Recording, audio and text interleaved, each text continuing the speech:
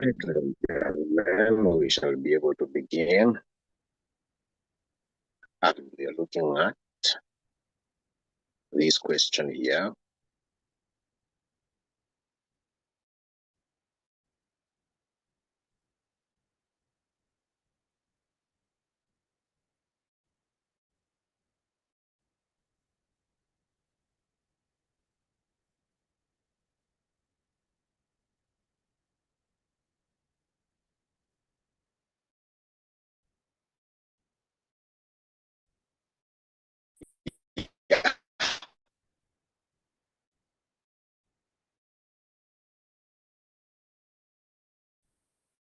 We start with the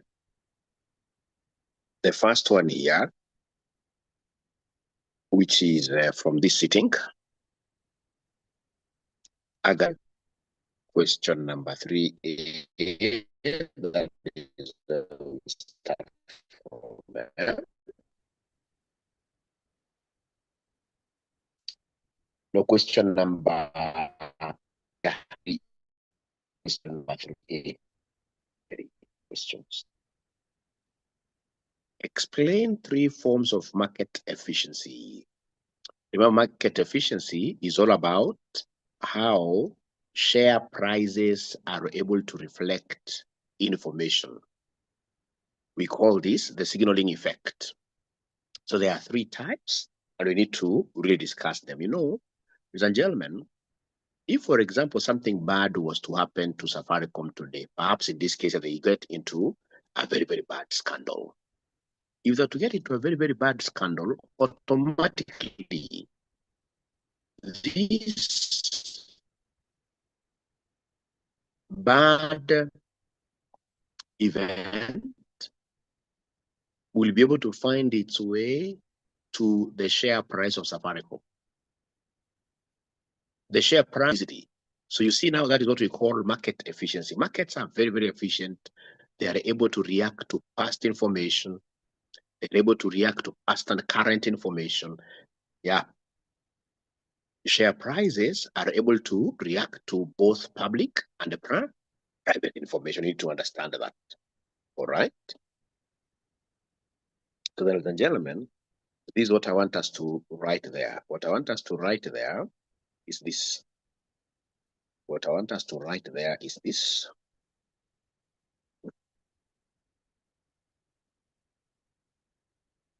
What I want us to write there is this. Explain 3 forms of market efficiency. So forms of market efficiency. Here we start with the lowest of them all, what we call weak form. Weak form market efficiency.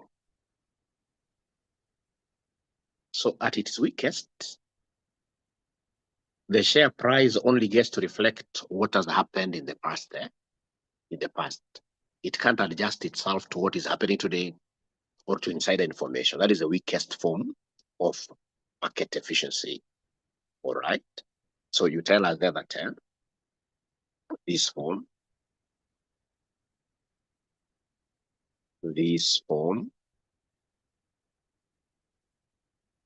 states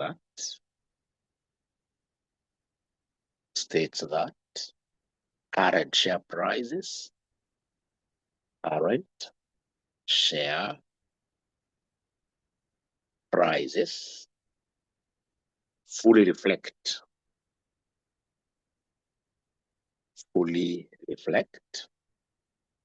or market information.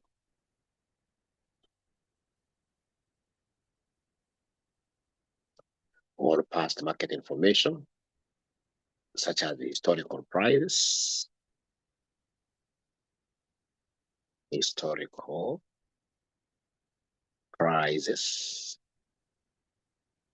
volumes, and events which happened in the past. Yeah, past weakest. Then we have at least this one. Now there is some improvement. We call it semi-strong form.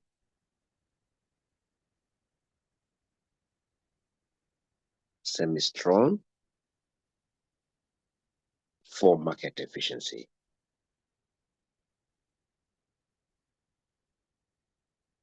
So at least this goes up one level.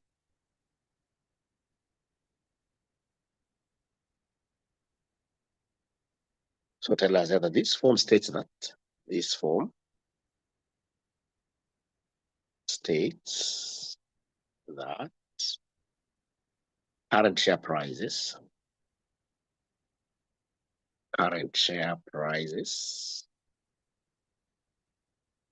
fully reflect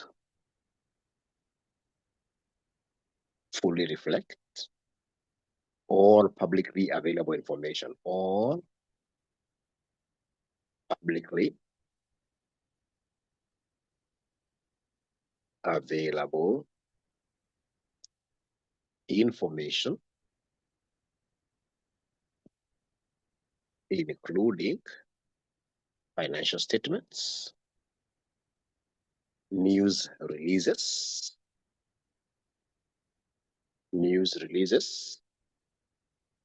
and economic data. Any information which is publicly available about our company, about, for example, RCM, will find itself into the share price. If it is positive news being released about RCM, we expect the share price to do what? To increase. If it's negative news, automatically we expect the share price to do what? To go down.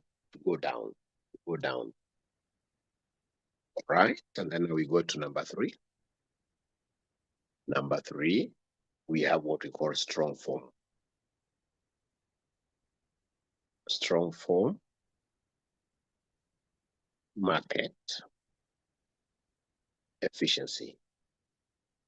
So strong form market efficiency is quite tough. Yeah, because now here we are able to know information which is publicly available and what we call the insider information, private information. Yeah. So even if the information is not publicly available, the share price under the very strong market efficiencies, share price will be able to see what is privately available as well. So this happens in those very, very advanced countries where whistleblowing is very, very strong. People are able to come and say things happening inside. Yeah, quite fast. When they come and they put it up front, even if it's through those private channels, that information will find itself in the share price, in price valuation. All right. So this form states that current share price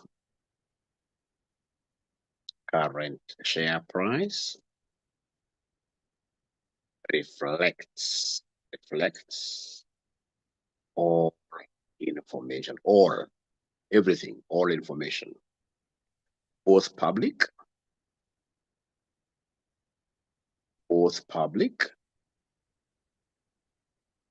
and private, what we call inside information.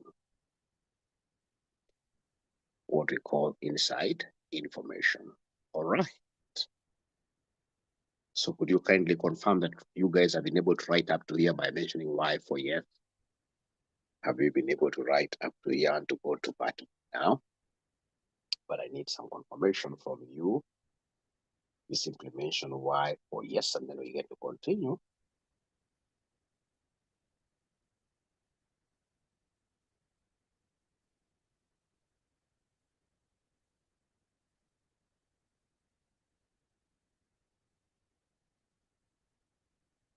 All right. Thank you so much. Then you can continue. Thank you very much for your response. Great. So then we go to part B of this. Elvis Levy is a financial analyst like yourselves at Powers Capital Limited. Elvis has developed a regression model to predict the price to earnings ratio using return on equity and earnings growth rate as follows. So you can see the predicted PE regression equation 5 plus 0.6 rho plus 1.2 G. So rho has been given there. Earnings growth rate has been given there. The actual earnings are 4. So they want us in number 1 to compute the predicted PE ratio. That one I'm so sure everybody will be able to manage. I'll give you exactly 2 minutes. You try doing it.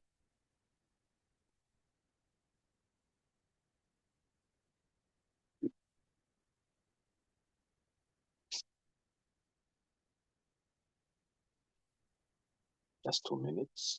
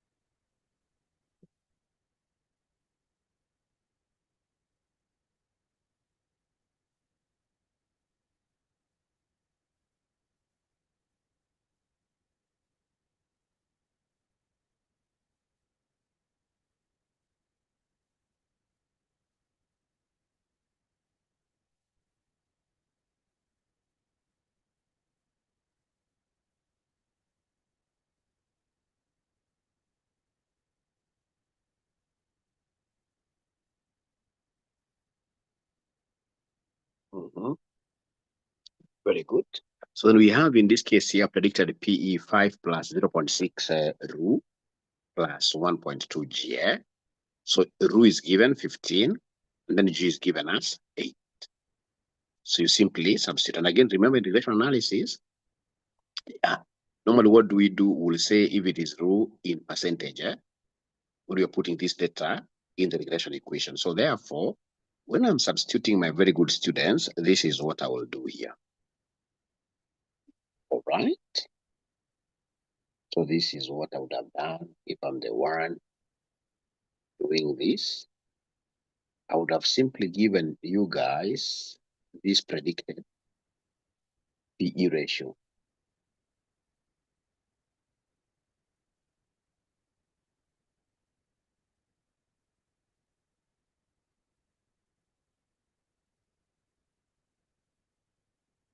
So the predicted PE ratio they have given us the formula. It is 5 plus 0.6 rho. Return on equity plus 1.2 growth rate. So rho has been given as 15%.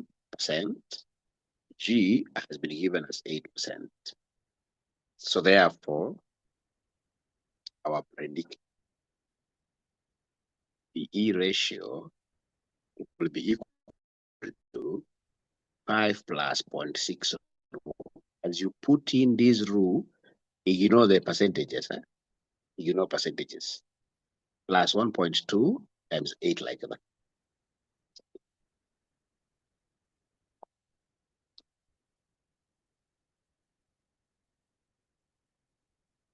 Yeah, because when we are doing like if it is returns in a percentage, we'll put a title up there in relation return in percentages. Yeah. So now plugging in these figures, do them without what here percentages. So today I don't have my calculator around here. I cannot help you guys. Please give me this figure, please.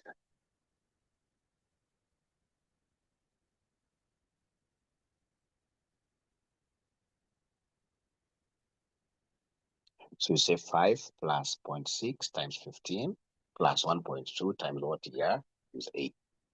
And then you'll be able to give me an answer there.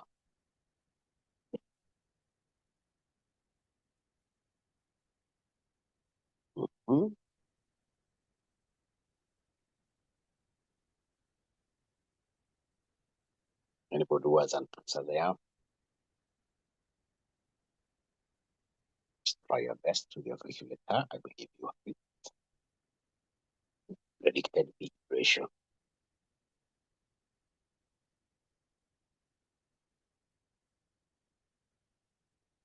Just like in 𝐾𝐸 equations, whenever we are substituting, we leave out those percentages.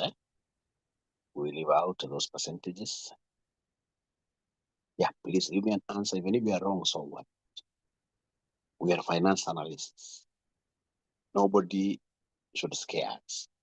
We shall never fear anybody, ever, ever. We shall never fear anybody. Give your answer, even if it's wrong, so what? Or ask questions.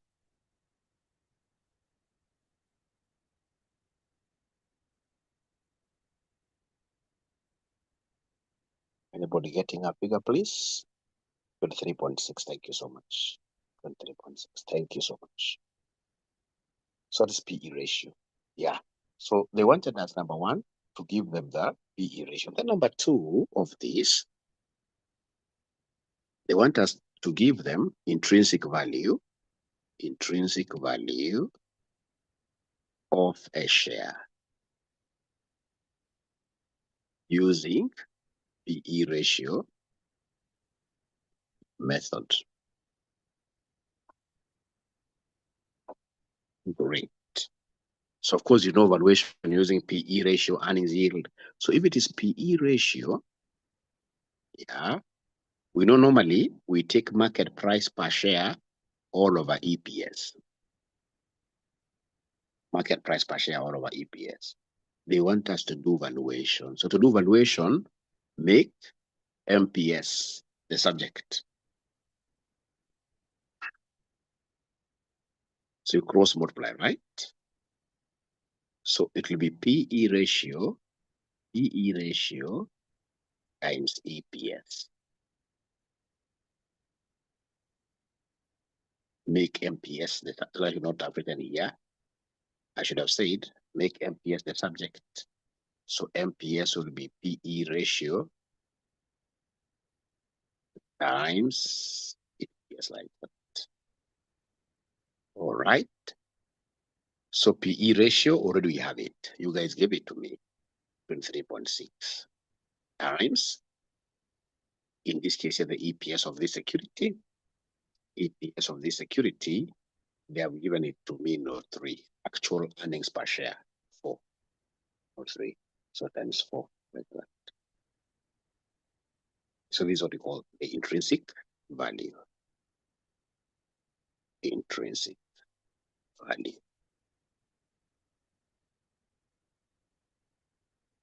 At times called what here?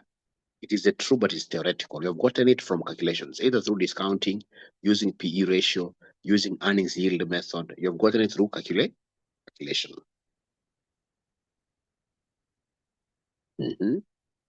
So is there somebody who is able to give me this? Remember Roman 2? Roman 2 is where they wanted us to estimate the intrinsic value per share using the predicted PE ratio, 2 marks there.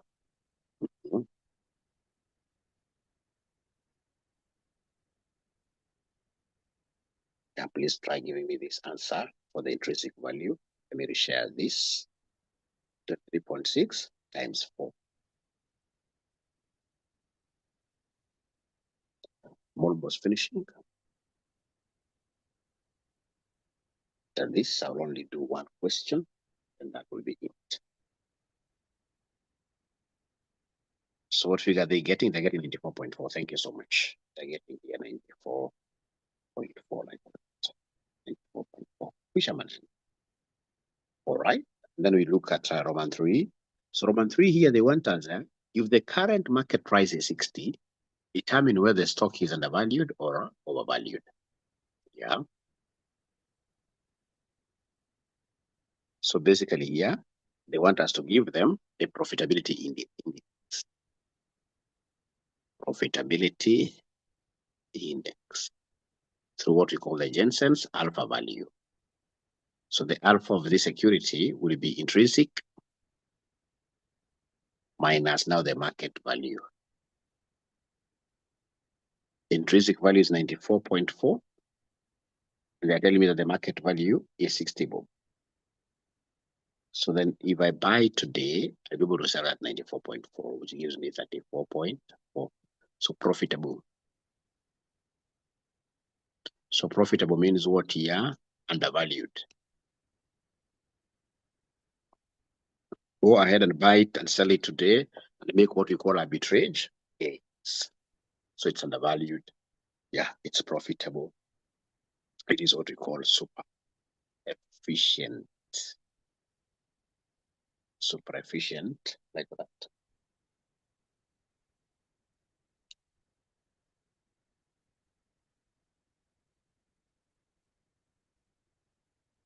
So basically, an investor should consider buying this stock. Yeah, the investor should consider buying the stock. Any stock which is undervalued is really, really very good for you. Yeah, I hope you've written up to there. So then we go to part C. Already have done this question for you, I think, or if I haven't done it, you guys should be able to do it for me. The receipt only come for each year that I've already done it. So we have question number 4, where they want me to explain 4 assumptions of random walk theory. Yeah, which I would want to give you 3 minutes. First of all, you tell me what is random walk theory. Then you give me the assumptions. Please try your best.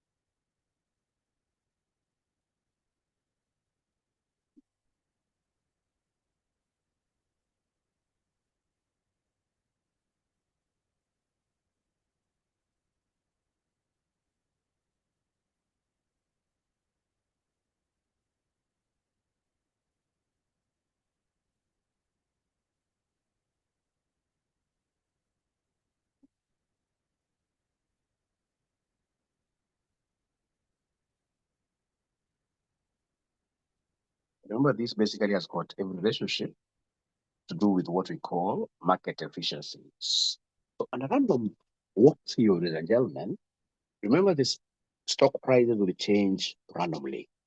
There's no pattern that they follow.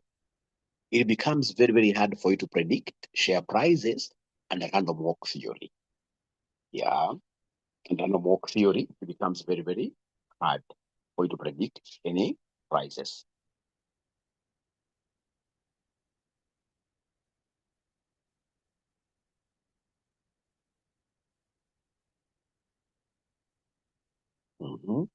So I want us to write this, ladies and gentlemen, that very, very important theories can save you. I've always seen theory saving students. Myself, I'm really good with the theories, even numbers I'm good, but I always strive to get all the marks. Theory marks, I should be able to get all of them. So random walk theory states that changes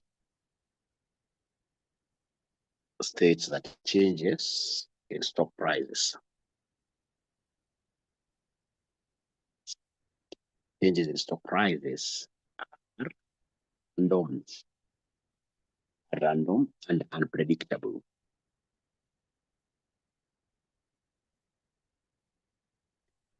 Because all available information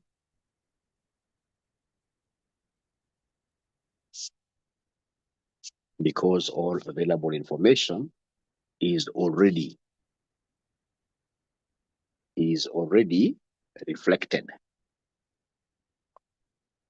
reflected in current market prices.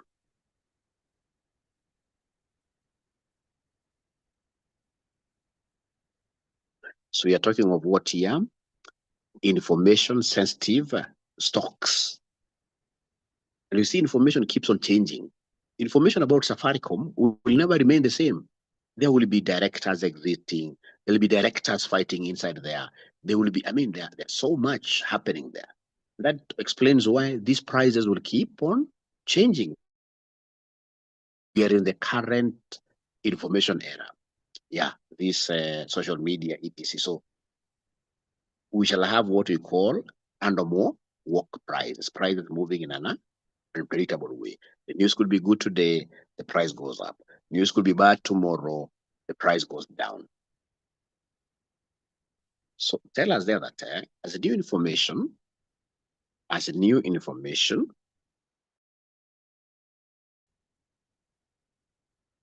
arrives randomly, comma, future price movements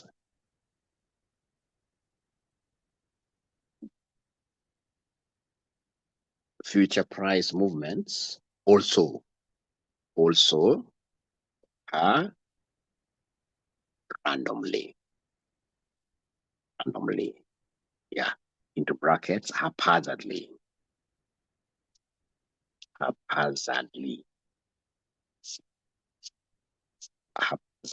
You guys would look for a better spelling for this. Yeah, without any sense. Yeah, you can't predict them.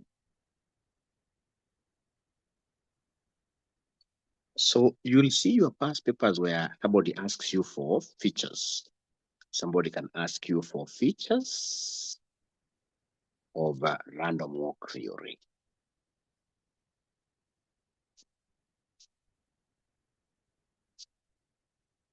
So features of random walk theory. So number one, stock prices follow stock prices follow a random path. Full stop. Number two, prices adjust quickly to new information.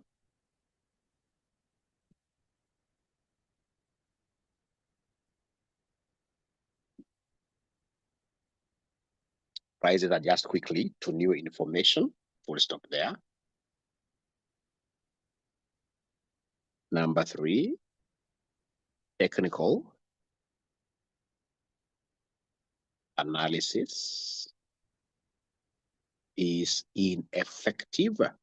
Nobody would really, as a finance analyst, at times you're given like past historical information, financial statements, dig them through, and then tell us like what will be the price. All those technical chartists are irrelevant in random walk theory because the history does not repeat itself on a random walk theory. No investor can consistently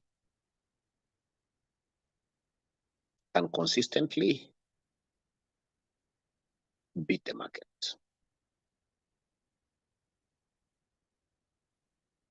We'll stop there.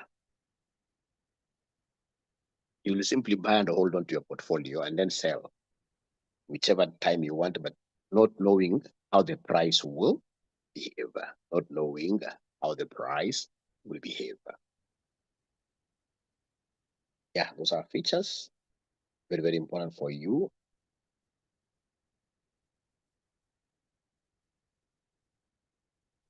So assumptions of the random walk theory, this is what the examiner asked us.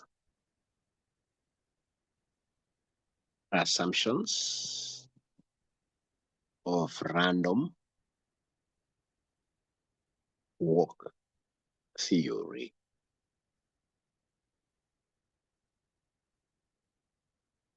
Very similar. Number one, information is reflected. Information is reflected immediately in share prices.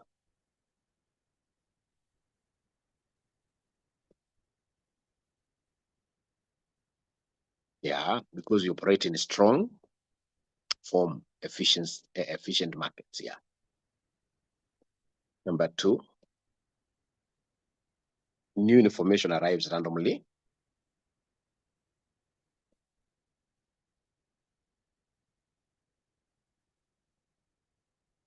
New information arrives randomly.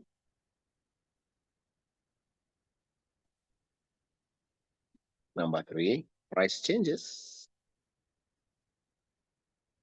Price changes are random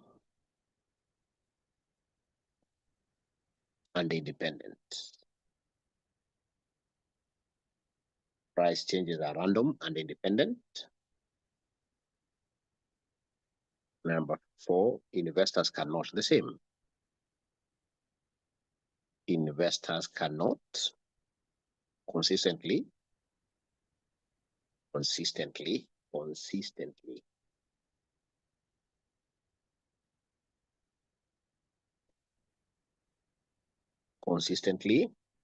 earn profits.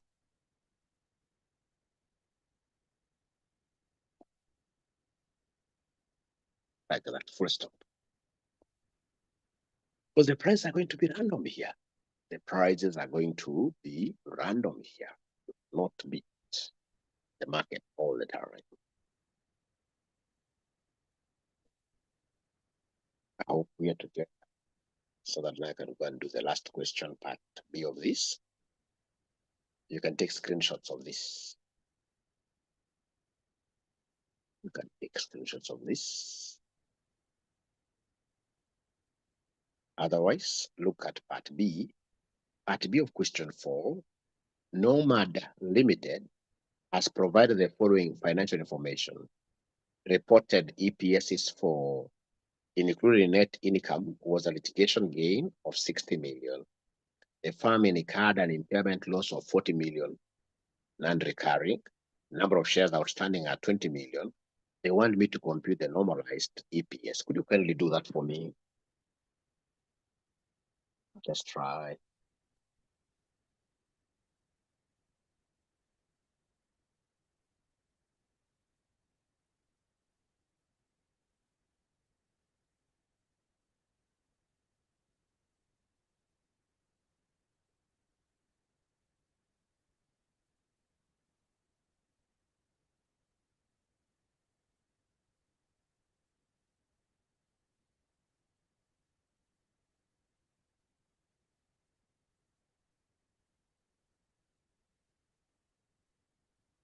So here there is an abnormal gain.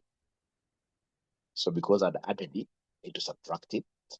Then there is an abnormal recurring loss, which I'd of course subtracted, but I will add it back, get normal earnings. So the first thing that you need to do here, is to come and give us the normal earnings. Formula. So in this case here, you'll take the total earnings given. Total earnings given, you subtract any abnormal gains, which are added here. And then you add back any abnormal losses. So remember, these are non-recurring, non-recurring, non-operational. So the total earnings, this examiner never gave you this directly, but you can see the earnings per share is 4. So when they give me earnings per share, I can easily give them total earnings by taking that 4 times what year times the number of shares. So we'll come and take 4 times 20. Minus any abnormal gains. Do we have any abnormal gain? Oh, yes. You can see here, dot 2. Including net income was a litigation gain. We took somebody to court and we won. You will not be winning every day. This is an operational income. It's not be recurring every day. Yeah. So this gain, I had put it in profit. So now I need to remove it because I need to normalize things. So minus 60. Yeah. Do we have any abnormal loss? Oh, yes, we do. Abnormal loss, abnormal loss, abnormal loss. The firm incurred an impairment loss of 40. Yeah. So this loss is abnormal impairment loss. We don't, in this case here, test our assets for impairment like every year. Yeah. So this, again, they've even told us it's none. So this loss, of course, we are deducted it from our incomes. Now we need to correct this issue by adding it back. So you come and add back 40. So can somebody give me these normal earnings? Somebody give me this figure. Normal earnings, 4 times 20 minus 60 plus 40. What figure shall we get?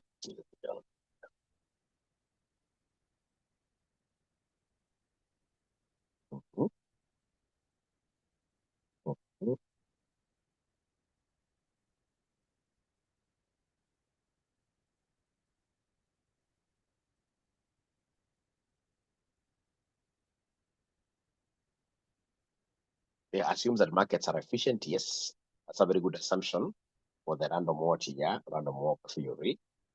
So now I'm waiting for you great students to give me the answer to this. I don't have my calculator and I don't want to really belabor.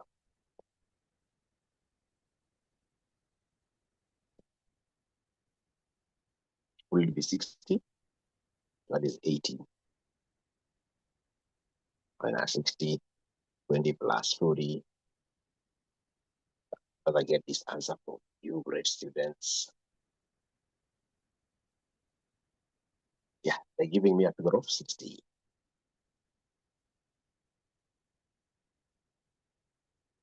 Yeah, and that is the question, really, the end of that question. Yeah, they wanted us to, no, they want us to give them the normalized earnings per share. So therefore, normalized earnings per share.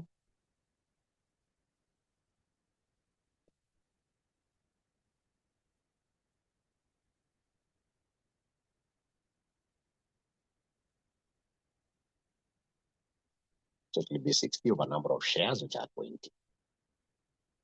60 million over 20 million, which gives me 3 shillings per share. Gives me 3 shillings per share. It gives me 3 shillings per share. 3 shillings per share. So have you guys been able to write up to here? Have you guys been able to write up to here? Are we together? Have they been able to write up to there?